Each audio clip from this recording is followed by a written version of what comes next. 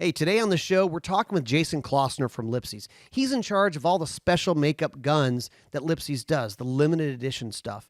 And we have a new gun. It's a new Gun Talk gun. It's the Ruger Gun Talk Scout Rifle, based on the Ruger American Gen 2, but we made it a Scout Rifle version with a couple different flavors. I think you're going to like this one. But if you want to see the gun, if you want to see all the different options, maybe even purchase it, go to guntalkscout.com and you can see it. You can purchase it.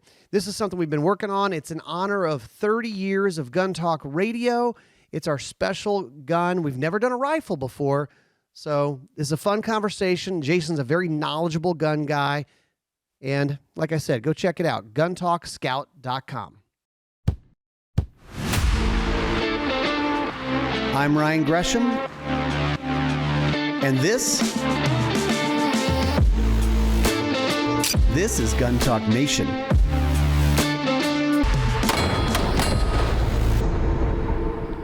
Gun Talk Nation is brought to you by Black Hills Ammunition, Loopold, First Person Defender, Ruger, Winchester Supreme Optics, Safari Specialty Importers, Colt, and Military Armament Corporation.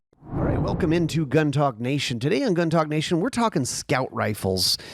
Jason Klossner's here. Lipsey's, you are the mastermind of a lot of the special run guns that Lipsey's does.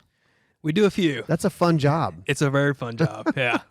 You just sit around and go, what if? Yeah, I just sit around and say, hey, this would be cool to make, and then wave a wand, and it happens sometimes. Well, the trick is, Jason kind of knows the history and understands what gun owners want and what they don't want, perhaps. I'm sure you'll come up with ideas, or other people give you ideas for guns that you'll say, yeah, no, that we tried that once and it didn't work, right. Or here's why it wouldn't work, or people don't want it.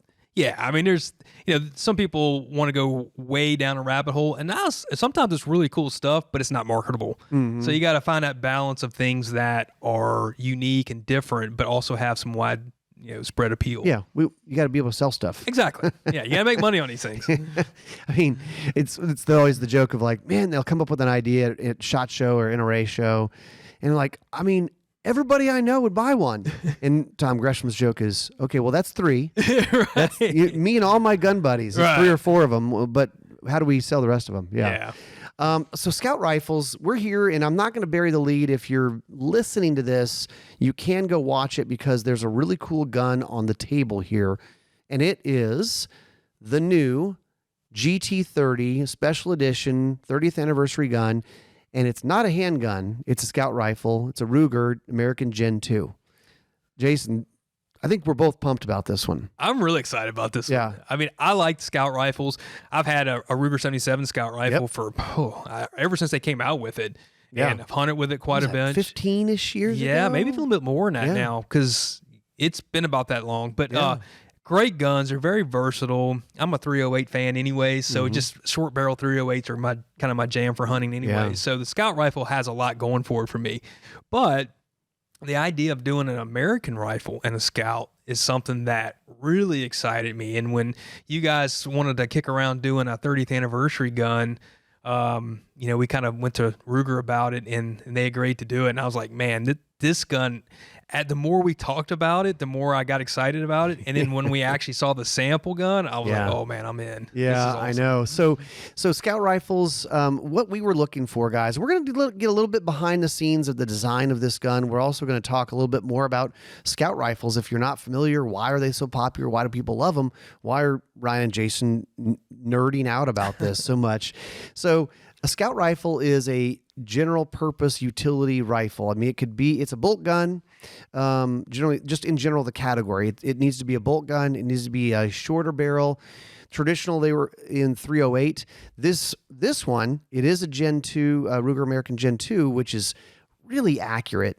Great guns. And we decided to actually, and this was kind of collaboration with this, we're doing them in 308, but we're also doing 5.56 guns that take AR mags. Yeah. That was probably the biggest discussion we had was which cartridge to chamber them in. Yeah. And obviously 308 was number one. We knew that was going to happen. But then we said, we ought to really do a second one just to have that option. And we kind of went through all the gamut of stuff. And then we kept coming back to 5.56 because it really does make sense.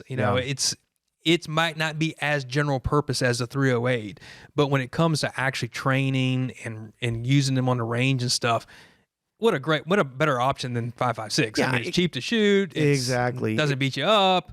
And quite honestly, with a lot of the ammo they have today, 5.56 is a viable deer hunting round now. 100%. Yeah. Solid copper stuff, bonded bullets. It could be a hunting gun, but it could be varmint. It could be home defense.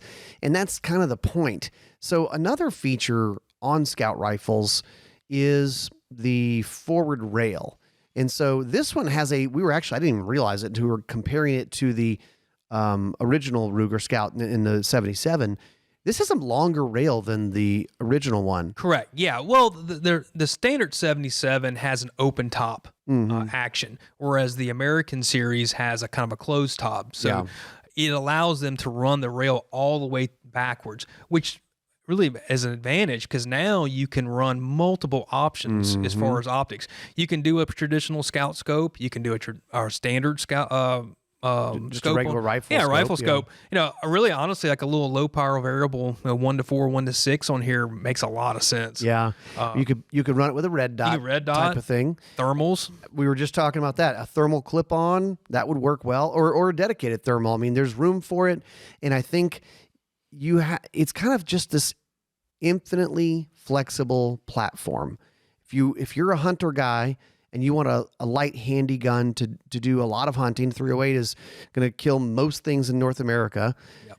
That works. If you say, well, I'm not really a hunting guy, but I like the idea of a bolt gun for home defense, homestead defense, and it takes AR mags. Okay, that's an option. Absolutely. I mean, there's just a lot of things to like about it. For people listening who aren't watching, I'm going to give you a reason to watch. This gun looks great. What does it look like? Well, is it the green stock? Is it the tan stock? Is it a black stock? No, it's none of those. Well, that was one of the things that you guys really were adamant. So we want something that looks distinctive, but we don't want necessarily something that's very, on the tactical side or strictly the hunting side. Right. So let's try to find something that's kind of mashes both of those up. And that's hard to do. It is. To find a pattern. There's so many patterns. It really is. And I mean, there's probably more now than there's ever been. But the one maker or one patterns that I've really have found has that crossover appeal is cryptic. And so when we were kind of looking through the decryptic options, they had this Obscura Nox pattern that I'd never seen on a gun before or rifle for sure. And talking to some of my buddies up at Cryptek, they were like, yeah, I don't think we've had that on a long gun. I said, well, hey, if we can send a couple stocks, can you dip them and check them out? Yeah. And they did, and they came back and like, man, this might be it. And the idea for us was finding something that could work as a tactical gun, but can work as a hunting gun as far as the look goes. Yeah. It's black and gray and bronze colors, and so it works as, that's camo that I could take into the woods. Yeah. It's camo that I kind of looks the part for my home defense rig or whatever. Yeah, it doesn't scream really anything. It's just universal, which is literally what the Scout concept is. It's universal. It's do it all. And the good thing is it really paired well to the smoke bronze Cerakote. Yeah, the Cerakote action and barrel. I mean, Cerakote, first of all, it's kind of the ultimate. It's the standard. I want to say coating. I think Cerakote would slap me if I said coating, but guys know what I mean. Yeah. I mean, it has, besides it looking good, it has a lot of protective qualities. Smoked bronze. Yes. That's what they call it. Okay. But it matches. It kind of complements the stock. So it's worth going and taking a look.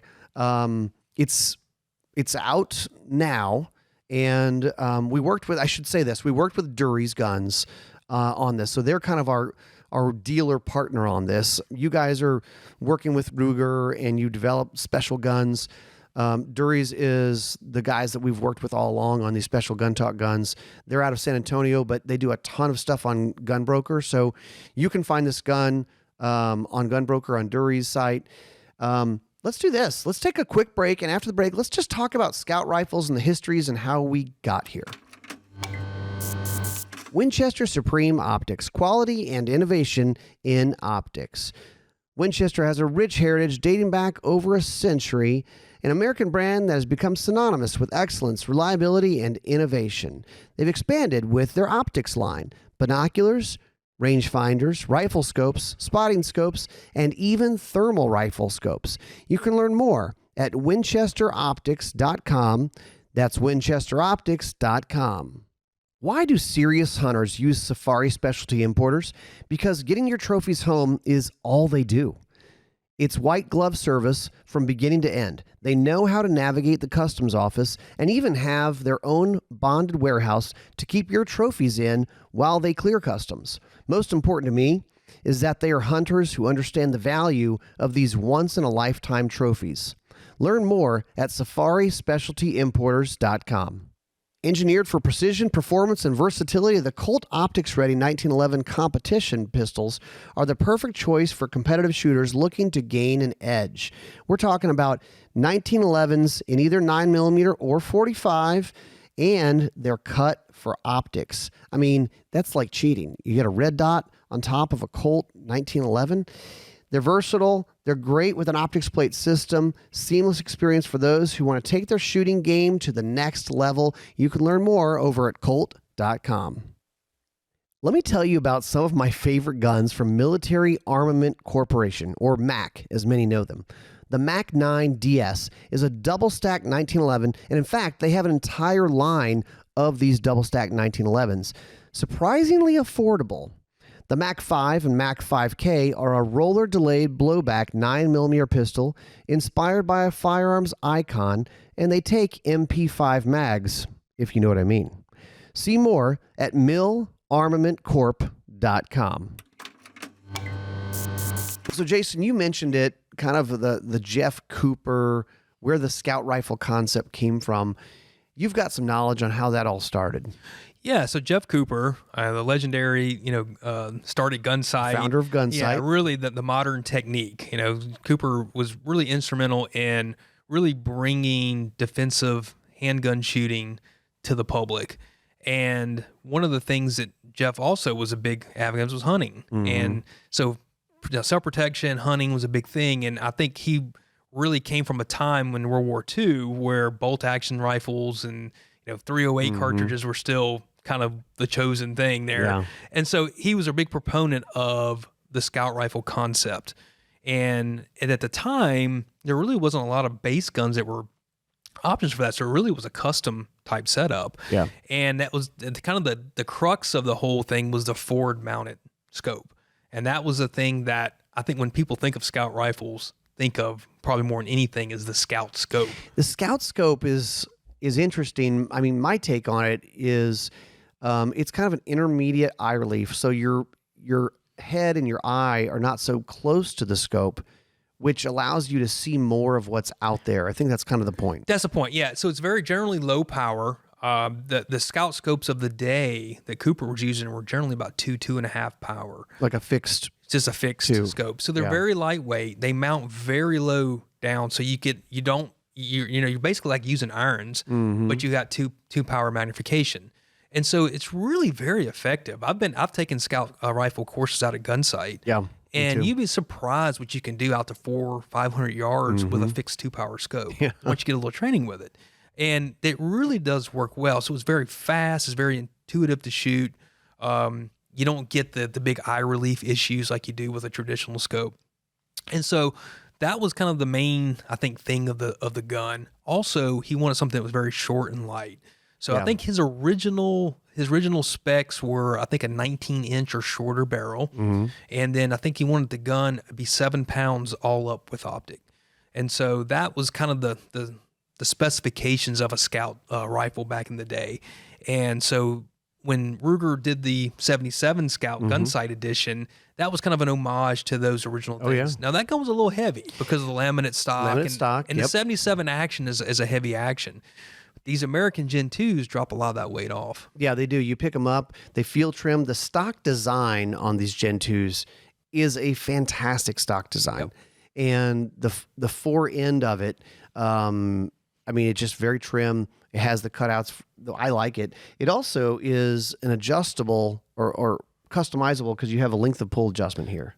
You have that stock spacer in there, so it drops it down, I think, to about a 12 and a half inch length of pull. That's awesome. So it's great. And I'll tell you, these make great kids hunting rifles. Sure. My middle son has been hunting with my Scout rifle since he was 5. And one of the reasons is, yes, you can make the length of pull shorter so it fits them, but in intermediate eye relief, they are not going to scope themselves. They're not going to scope themselves. Yeah. Exactly. That's why I set my kids up with that at an early age, because for one, most kids struggle getting that sight picture through a scope, by, getting behind it correctly. But with the Scout scope, you kind of eliminate that. Yeah. And you don't have to worry about it scoping them. The thing is, it's when they talk about fast, finding the target. I mean, if you're both eyes open and you're looking out there, you don't have a big scope occluding your vision. Right. So that's a big. Your field of view is huge on those scopes, and so it really. Like I said, it's really the closest thing to shooting iron sights, but you actually have a reticle and a little bit of a magnification there. Now, some of the more modern Scout scopes have variable magnification. I think Leupold makes like a 1 1/4 to 4. Yeah. I know Burris makes a 2 to 7. Yep. And so it gives you options there. I think Burris also makes a fixed one. I think they do, a fixed 2 or 2.5. And so really just, the mission drives the gear kind of thing. It's what are you trying to accomplish here? If you're looking for something that's just a handy truck gun, honestly, a fixed 2.5 is probably about perfect. Yeah. If you're something where you want maybe to extend your range out a little bit and you're going to have, a rest to shoot off of a deer stand or something like that, then maybe having that higher magnification might work for you. But these guns give you a lot of versatility, a lot of options. I really love this as a host for thermals because, man, it really fits the bill perfectly for that, because now you've got all this real estate without having a bunch of weight penalty like you would maybe on a traditional hunting rifle. Yeah. So the other thing about, I think, kind of going back to Jeff Cooper, and this is, he was a thinker on all of this stuff. And yes, Gunsite is a defensive shooting school, but that also just ties into being prepared. Prepared means going to be able to kill an animal too. Yep. And, it's interesting. You think about, this is a bolt gun, and perhaps it was because at the time that was kind of the way to do it. But a bolt gun, even today, a lot of people go, wait a minute, okay, I can take it across state lines. It's legal in pretty much everywhere. Right. I don't have perhaps an issue like some issues that a semi-auto could have. If we're talking about preparedness for whatever, this is just a reliable platform that you run the gun. Absolutely. You run the bolt, and you can manage this. You can shoot subsonic ammunition. You can see you're not having to tailor the ammo. I mean, basically your hand operates the rifle. Absolutely. So if you're the kind of guy that said, I'm going to go get through the RV life or something like that, and just go travel around the country, you can't really pick a better little rifle to put in there and not have to worry about it. And it is threaded. I mean, even the original Scout rifles had brakes on them. It has a muzzle brake on it. You can pull that off. You can throw a suppressor on it. We were kind of playing around today with the Speed K from Banish Speed K. It actually, it's funny enough, if anybody's familiar with the Banish Speed K, it's a fatty. Yeah. It's a fat, short silencer. Like 4 inches long or something. Designed for the 5.56 223. And I was like, is that going to work? What's funny is you can absolutely see the sights over that. I didn't think it was clear. I didn't think it was going to work. But they totally clear. They don't occlude your sight picture at all. No, it's perfect. Yeah. So, I mean, running this with a silencer, you made a good point. Running subs, it's not like, is the gun going to run? It's a bolt gun. There's no gas port to worry about. Yeah. There's no adjustable this, adjustable that. And it's going to be quiet. You don't have the action cycling. Absolutely. Yeah, these guns, I mean, they just have a lot going for it. And with the 5.56 version, you do have multiple mag. I mean, you'll use any AR mag. So you can do kind of whatever you want with it. And what a great training rifle. If you really want to take bolt action rifles seriously and really learn how to run one, you can set this gun up however you like and shoot it pretty cheaply and effectively. And hey, if you got some low powered, PMC ammo or something that maybe is not running your AR, that's a good point. You got a great rifle here to shoot that in. That's a good point. Yeah, and the variety of ammo that exists now, it's interesting. You could run some varmint stuff in here. You could run some heavy stuff. And these guns, the 5.56 has a 1 in 8 twist. So you can shoot up to the 77 type grain ammunition with no problem, as long as it'll fit an AR style magazine. Right. So like the 77 grain tipped Match King, which is a great round by the way, that would work great in this gun. You got the stabilization with the twist rate and the magazine length, so it would be a really nice setup. That'd be interesting. That bullet in a shorter barrel. Yeah, I think. Well, you think about it, most AR-15s are 16-inch barrels. Yeah. So really, having a 16-inch and a bolt action 5.56, really, there's no. It's optimized. For yeah, that. it's optimized for that anyway. You're not really. That's you're not normal. losing anything. Yeah, right. So and really, honestly, you could kind of say the same thing for 308 too. I mean, there's so much ammunition that's optimized for the short barrel stuff. I just got back from South Africa, and one of the guns that we were hunting with was an 18-inch 308. No kidding. And we killed all kind of stuff at extended big stuff at extended range with a 308, and it just works. Isn't it interesting how we think about there's theories, and then there's reality in the gun world, and we all have like, well, you're going to lose all this velocity with a shorter barrel, or, I don't think that this cartridge is good enough for this game. But then there are people doing it and they go, we were in Africa. Those animals are tough. Yeah. And it was killing everything. Well, and then this is the other thing that people forget. The same guy who says a 308 is, no good at 300 yards on an elk, let's say, they'll have no qualms of shooting a 300 Win Mag at 600 yards. But ballistically, it's the same thing. Yeah, so, that's a good point. So you got to be realistic. Yeah, you might not have that 600 or 700 yard capability, but most people probably shouldn't be shooting that far anyways because they don't have the ability to shoot. Yeah. But you can also far. Yeah, but you can also tailor the projectiles for the velocity window. That's right. We were using the Hornady 178 grain ELDX. Okay. Which out of that 18-inch barrel was probably going about 2,500 feet per second. It was working great. Really? We were getting exits on big zebras and and Gemsbok, big animals, and it was just dropping them. Really? So, yeah. So I mean, that's a fairly soft bullet, but it works good in short barrel 308s. And there's, that's a good point because we probably are in an era where we have more choices than ever before, especially when it comes to bullets and what the bullets are designed to do. Exactly. Because the long range bullets, here's the thing, guys. One of the things they're designed to do is hit things, be great ballistic coefficient or whatever. But the better long-range hunting bullets are also designed to open up at a lower speed. Right. Right? Right. So, I mean, it's because they assume, okay, you're going to be shooting at longer distance. But that lower speed could mean I'm shooting out of a shorter barrel, and it's not a long distance. It's 200 or 300 yards. Exactly. Yeah. Basically, if you now with all these ballistic calculators that are out there, all you got to do is find out from the manufacturer what is the lowest expansion velocity for that particular bullet, and then look and you punch all your numbers in the ballistic calculator, and whatever that yardage is, that's basically your effective range. Yeah, at that point. Yeah. And there's a lot of ways to basically you kind of say, okay, that is the max. For what this bullet is going to do. It's going to do, and then you can look at another bullet if that's not getting you to where you need to be. But the good thing about 308 and 5.56 is that there's probably not any two cartridges has had more bullet technology and R&D put in than those two. Yeah. It's much similar to 9mm in the pistol world. Yeah. That's where all the focus is going. So you can pretty much probably be guaranteed that those rounds are going to have projectiles that are optimized for them better than anything else out there. You've probably heard about the Ruger RXM pistol. It's the result of a collaboration between Ruger and Magpul. American-made handgun, stands out with a variety of upgraded features, including direct mount optic cut slide. So you can put an RMR, Delta Point Pro, RMSC cuts with co-witness height sights.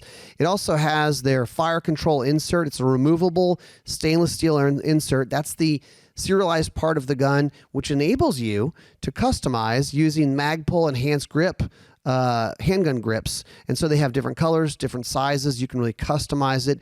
It's Gen 3 compatible, so it works with magazines that you may already own. And we've tested it. We shot it a lot, and we like it. You can learn more about the Ruger RXM over at Ruger.com. Elevate your precision with the Leupold Mark IV HD rifle scope, featuring a professional-grade optical system for pinpoint clarity and zero-lock dials for precise, reliable adjustments. This lightweight yet rugged, reliable rifle scope is the ultimate companion for any shooter, and they have it in a variety of configurations: a 1-to-4, like variable low-power optic, all the way up to an 8 to 32 power if you want to reach out and hit stuff at really long distances. The Leupold Mark IV HD, we've been using it. We've been liking it. It's got a lot of nice features to it. It's high quality. It's something that you can depend on. You can learn more over at leupold.com. Hey, Gun Talk listeners, we have something special that you need to know about. When you go to Brownells and you enter Gun Talk 10 at checkout, you'll get 10% off any order of $150 or more. Brownells, you know what they've got. They've got optics, they've got ammo, they've got guns, they've got all kinds of stuff. Enter Gun Talk 10 for 10% off any order of $150 or more. And Brownells is hooking you guys up. Go check them out. Black Hills Honey Badger ammo is a solid copper, non-deforming, non-fragmenting projectile with wide, sharp flutes, ballistic broadheads that cut through barriers that cause hollow points to fail, at least sometimes. An overall increase in depth and width of wound cavities. In that moment when you need the best to defend your family's life or your own, you'll appreciate a certain quality the Honey Badger possesses for the least complicated reason in the world. Well, it works. Lately, ARs, maybe we all just bought so many of them we don't care. ARs are slow these days, right? Yeah. Oh, yeah. And people are looking at those, I call them analog guns, the lever actions, the revolvers, and bolt guns. And bolt guns. Because it's like you run the gun. You are the thing making it work. Well, look, if you're an AR guy and you've got tons of magazines, tons of ammunition, and maybe you've said, you know what, I want to buy another rifle, but I've already got a bunch of ARs, or maybe you're getting bored shooting ARs, this gun in 5.56, that's a must. I mean, that is a no-brainer gun. You will, and honestly, you're gonna have more fun shooting this gun. I love shooting these little handy, lightweight bolt guns. They're great to just learn fundamentals with, and you'll be surprised at their capabilities. I mean, you can really do. I mean, like I said, that Gunsite thing that we did out there, there was a couple guys out there who had the 5.56 77 Scout rifles, and they were doing great work at distance, and they could do it all day long without getting beat up because there's no recoil in those guns. We went out this morning and shot a few boxes through each gun, and I mean, they're accurate. They're really accurate. I mean, we just for fun, just with these little scout scopes, 2-inch targets out there at distance. I mean, it was very doable. Yeah, very, very doable. I mean,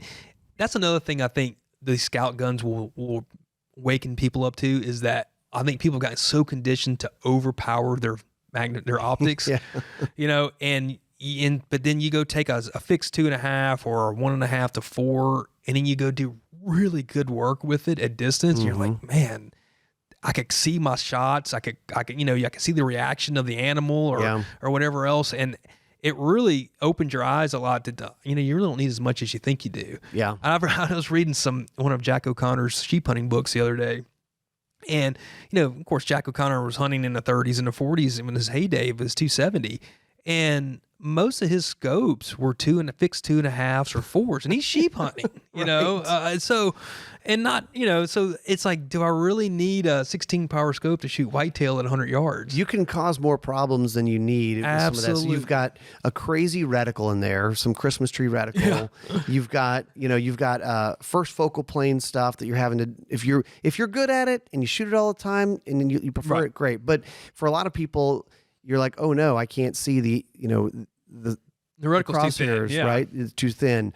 And certainly you have a 6 to 24 power scope or something like that, and the trophy mule deer walks out at 60 yards, which happened to me. And you're like, 6 power, son of a.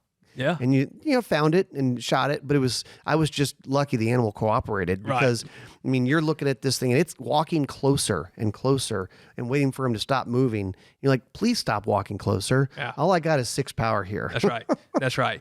Well, and a good thing too is these are kind of guns you can go out and shoot them a lot and really learn them. Mm-hmm. And then you get that feel. Because I know, like when we did this Gunsite thing, you know, after a while, you kind of got the feel of where to to do your holds and stuff for quick in the field shooting. Mm-hmm. You know, it's funny, these African PHs, I mean, obviously they see hunters every week come in. And I always kind of question them, saying, what are you seeing out there? What's working, what's not working? And every one of them I talked to said, guys with ballistic calculators and dial-up scopes are missing more opportunities on animals than they are getting.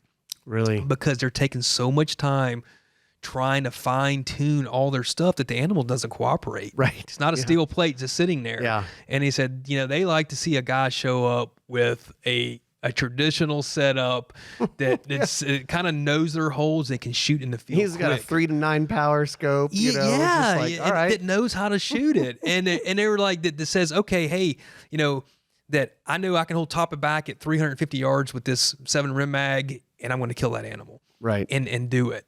Versus I got this 100-yard zero, so now I've got to dial at 350 because I'm so limited.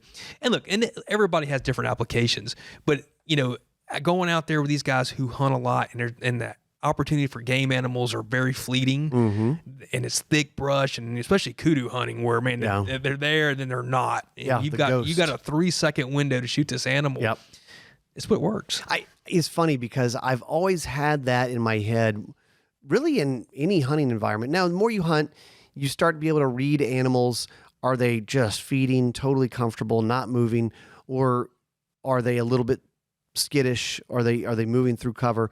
But to me, you always have this countdown clock when you realize that's a shooter, and depending on the animal, it may be 10 seconds, it may be 5 seconds, but it's not infinite. Yeah, you need to hey, let's move along. This is 10, 9. You don't have time to break your kestrel out and start taking wind calls and all this stuff. Yeah. You need to be ready to shoot. That's right. And you know that the outfitters are just going, please, come on, just shoot the animal.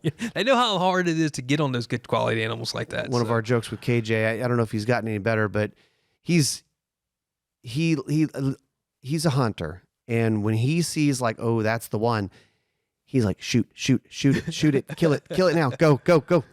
It's like, dude, I'm going. Relax. Yeah, exactly. Man, I tell you what, and I don't get on the sidetrack, but that was one thing that really impressed me about those African PHs.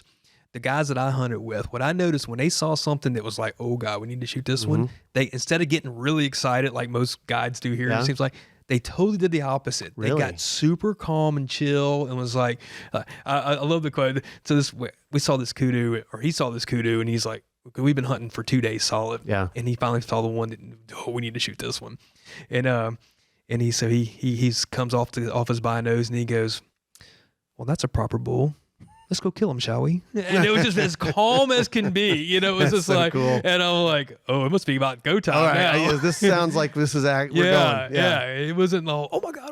So it was a really cool deal. But now, I mean, like I said, these scout guns, I love them. I like general purpose guns. Even though I got a ton of guns, I love guns that I can do a lot of different things with, because those are the guns you end up kind of, I think, spending most time with. Yes. And get the most comfortable with. Yeah. And so the only thing that is bugging me about this whole project is I can't decide which one I like better, because I really love both of them equally. I know you asked me right before we started, which one do you think that you'd want? And I'm like, well, I mean, the 308 is probably more versatile. You can do more things with it, but a 5.56 and having AR mags, and I don't I don't even know of a scout rifle that's in 5.56. I mean, it probably exists out there. There's probably some. I'm sure they exist, but I mean, I've never had much experience with it.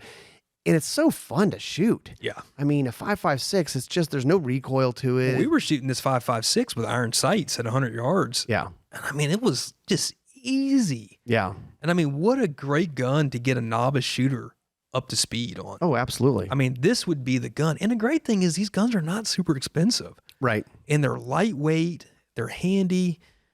I tell you what. I'll say this also.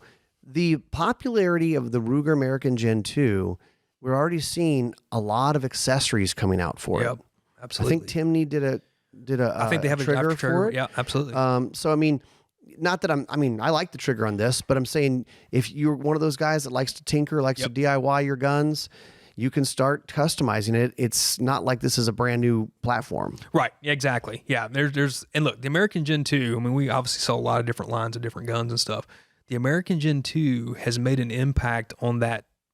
What I don't call it budget price. I say value priced rifles out there, that it's still the hottest value price rifle on the market right now. Yeah. And it's continued to be. I mean, we still are out of stock on a lot of items. And when they come in, our salespeople, are fighting over to get them because they got customers who are just backed up on them. So that platform as a whole has just done extremely well. I haven't shot one yet that hasn't just been a shooter. I've heard it so many times. I've heard Chris Serino say it over the last, year and a half or so that they've been out. He's like, oh, damn, these guns shoot so well. They kind of aggravate you. Well, that's exactly what I was about to say. People that they have that discovery and they're gun people and they like nice stuff. They're like, well, I mean, this isn't even like an expensive, fancy gun necessarily, but it just shoots really well. It does. It really does. And one of the reasons why I think the American Gen 2 has been so popular too is that Ruger has supported a lot of different cartridges in it. Oh yeah. So you're not just stuck with 308, 30-06, and 270. I mean, you've got all the ARC cards. It's 22 ARC. They're about to do a 22 Creedmoor. They got the 6 ARC. 7.62 by 39. You got a lot of oddball stuff. So it allows somebody to kind of get into maybe experimenting with a different cartridge. It's cheaper than buying just a barrel to screw on a 700 or something like that. You and I both probably have more guns than we need, not as many as we want. But I like anything that gives the gun guys kind of a reason. Like, okay, I don't have a bolt gun in 7.62 by 39. Right. Like what? And I got all this ammo sitting here, and why not? Yeah, why not? Yeah. And the good thing about these guns is that, hey, you can take them out of the box and go shoot them without I didn't put any optic on it because it's got iron sights that are very usable iron sights. Yeah. It's actually easy to adjust. You have the flip up apertures in the rear. Aperture. Yeah. And I'll tell you what, peep sights, you can do a lot of good work with a good peep sight. Yeah, 100%. The front sight adjusts like an AR-15 style post. Yeah, so you can sight this in. It's not super easy. Like a fixed thing. Yeah, super easy. And I encourage people to do that. Most people buy guns with iron sights on them, put a scope, and never sight the irons in. Yeah. But hey, if you're in the backcountry hunting with this thing and something, that's a really good point, Jason. You really should spend the time before you put the scope on. Sight those suckers in. Sight in your iron sights, and then at least because people will say, "Oh, I have the backup irons." Well, but are they sighted in? Nobody ever shoots them. Yeah, and shoot the ammo that you're gonna shoot on that backcountry hunt. Exactly. Because you could drop the gun and then all of a sudden the reticle is broken inside the scope.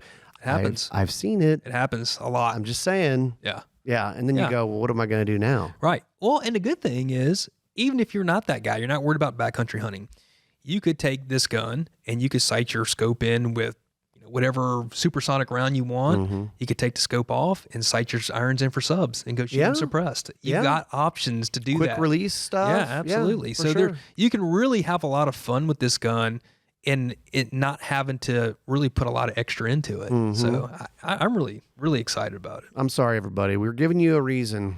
We're giving you a reason to get one of these. It's kind of a limited run, so go check it out. And I guess, they could they'll find it on Dury's website.